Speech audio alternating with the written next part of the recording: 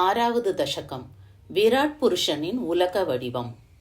மெட்டு மோக்ஷாப்தி ராகம்.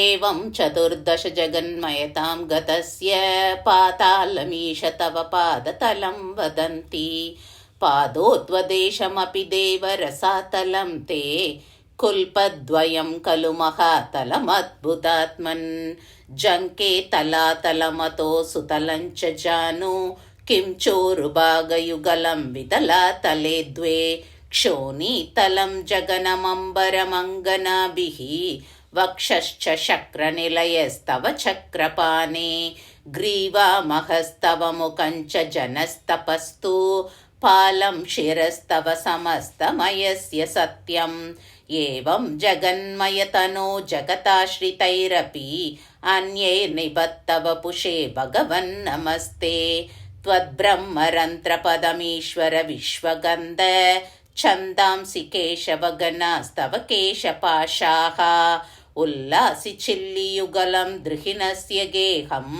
पक्ष्मानि रात्रिदिवसौ सविता च नेत्रे निःशेष विश्वरचना च कटाक्षमोक्षः कर्णौ दिशोऽस्वियुगलं तव नासिके द्वे लोभत्रपे च भगवन्नतरोत्तरोष्टौ तारागणाश्च दशना शमनश्च दंष्ट्रा मायाविलासहसितं श्वसितं समीरो जिह्वा जलं वचनमीश शकुन्तपङ्क्तिः सिद्धादयस्वरगणा मुखरन्ध्रमग्निः देवा भुजास्तनयुगं तव धर्मदेवः पृष्ठं त्वधर्मैह देव मनस्सुतांशुः अव्यक्तमेव हृदयाम्बुजमम्बुजाक्ष कुक्षिक् समुद्रनिवहा वसनं तु सन्त्ये शेब प्रजापतिरसौ वृषणौ च मित्रः श्रोणीस्थलं मृगगणा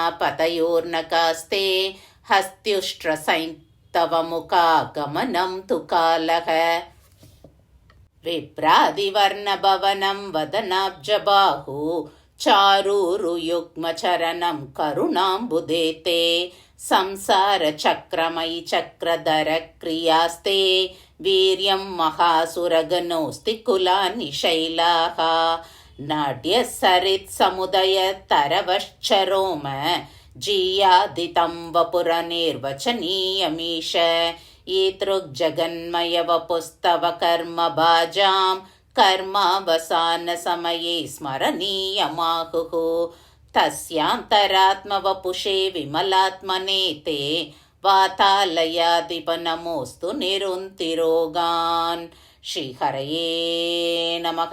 सर्वत्र गोविन्दनाम संकीर्तनं गोविन्द गोविन्द।